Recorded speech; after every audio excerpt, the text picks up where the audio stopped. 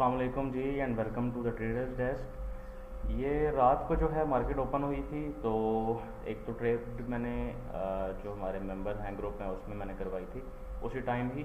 और दूसरी ट्रेड जो है वो मैंने बता दी थी कि अगर मार्केट इस पॉइंट के ऊपर जैसे ही हिट होती है तो आपने कौन सी ट्रेड लेनी है। मैं थोड़ा सा बताता हूँ, फिर हम आगे मूव होते हैं मार्केट स्ट्रक्चर के ऊपर और करंट क्या सिनेरियो है।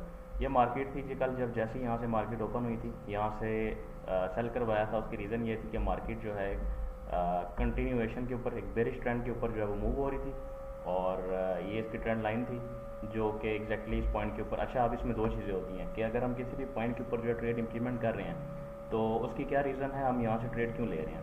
मिसाल के तौर पे मैं अगर आपको बताऊँ कि अब यहाँ से अगर सेल किया है तो मार्केट एग्जैक्टली इसी पॉइंट से ही वापस टैप क्यों हुई है, ऊपर क्यों गई है।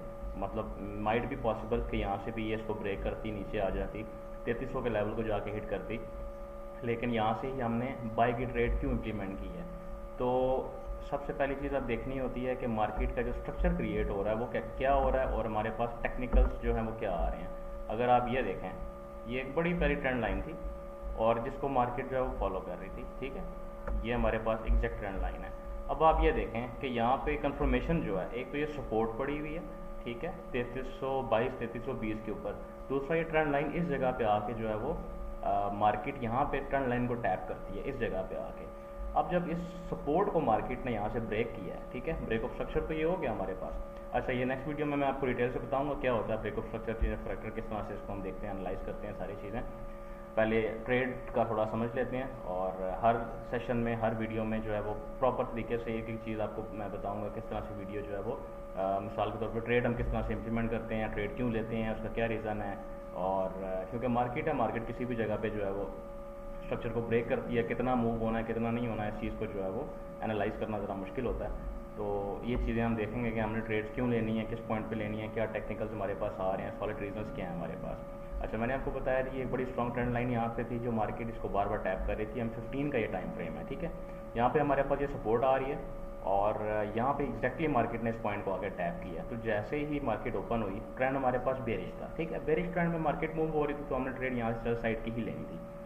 और जैसे ही मार्केट ओपन हुई यहाँ से हमने ट्रेड ली, एग्जैक्टली हमने ली थी 3334.860। यहाँ से हमने सेल किया और इसका स्टॉप लॉस हमने जो है वो रखा था 3338 का, मतलब कि तकरीबन $4-5 का स्टॉप लॉस था और जो हमारे पास टेक प्रॉफिट था वो तकरीबन $100 का था, सॉरी $10 का था, 100 पिप्स बनते हैं। तो जैसे ही मार्केट ने इसको ब्रेक किया, एग्जैक्टली आके हमारे इसने टीपी को हिट किया जहाँ पे मैंने ट्रेड आपको बताई हुई थी, लगवाई हुई थी। अच्छा, नेक्स्ट मैंने आपको कहा था जैसे ही मार्केट इस लेवल के ऊपर आती है आपने इसको बाय करना और बाय करके आपका जो टारगेट है, पहला दूसरा टारगेट होगा 3343 और पहला टारगेट होगा 3334। अच्छा, यहाँ पे अब दो टीपी रखने का मकसद क्या है। यहाँ पे हमारे पास दो पॉसिबिलिटीज़ थी। देखें, पहला तो ये जब सपोर्ट मार्केट ने ब्रेक कर दी, इट मीन्स कि ये अब रेजिस्टेंस की तरह एक्ट करेगा, ठीक है। रेजिस्टेंस जो है वो यहाँ पे मतलब कि अब ये रेजिस्टेंस हमारा बन गया और मार्केट इस लेवल से जब बाउंस बैक हुई है तो ये पॉसिबिलिटी हमारे पास थी कि मार्केट इस रेजिस्टेंस को यहाँ पे टैप करती और यहाँ से वापस नीचे आ जाती और दोबारा इस सपोर्ट के ऊपर आती और फिर यहाँ से वापस ऊपर मूव होती। ये डिपेंड करता है मार्केट के वॉल्यूम के ऊपर और क्या फंडामेंटल्स हैं और कितना स्ट्रॉन्ग मार्केट का जो है वो मूव है।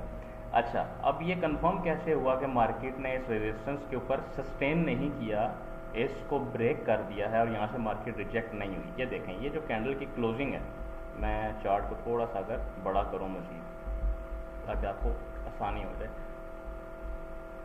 ये पॉइंट आप देखें, मार्केट जैसे यहाँ से बुलिश हुई, ये एक इतना स्ट्रॉन्ग इसने जो है वो कैंडल बनाया और इसकी जो क्लोजिंग है वो इसने इस रेजिस्टेंस लेवल को ब्रेक करके ऊपर दी। जब ब्रेक कर दिया इट मीन्स कि एक तो मार्केट में वॉल्यूम बहुत ज़्यादा स्ट्रॉन्ग आ चुका है, दूसरा ये रेजिस्टेंस जोन ब्रेक हो गया है। अब डेफिनेटली मार्केट अपने नेक्स्ट रेजिस्टेंस जोन के ऊपर जाके हिट करेगी जो कि हमारा ये पॉइंट है एग्जैक्टली, ठीक है, 43-45 ये हमारे पास रेजिस्टेंस जोन था जिसका हमने नेक्स्ट टीपी रखा था। और जैसे ही मार्केट ने इसको ब्रेक किया, अगली कैंडल में ही इसने हमारा टीपी हिट कर दिया। आप देखें, ये कैंडल क्लोज ही जाके 42-43 के ऊपर हुई है। तो ये बहुत बड़ी मूव थी जो कि हमने कैप्चर की मार्केट की और ये ट्रेड्स थी। अच्छा, अब जो करंट सिनेरियो चल रहा है मार्केट का, अब उसके ऊपर हम बात कर लेते हैं। ये हमारे पास जोन था, ये ब्रेक हुआ, ब्रेक इसको हम चलें आसानी के लिए यहाँ पे जो है हम ड्रॉ कर लेते हैं ताकि आपको आसानी रहे समझने में। और इसके ऊपर जो हमारे पास रेजिस्टेंस है वो ये था। अच्छा जी, अब मार्केट में वॉल्यूम इतना था कि इसने इस रेजिस्टेंस के ऊपर भी सस्टेन नहीं किया, इसने इसको भी ब्रेक कर दिया। ब्रेक किया तो डेफिनेटली अगला रेजिस्टेंस हमारे पास ऊपर था 55, 56, 57 का, जहाँ पे मार्केट गई और यहाँ से मार्केट जो है वो दोबारा नीचे की तरफ आई है।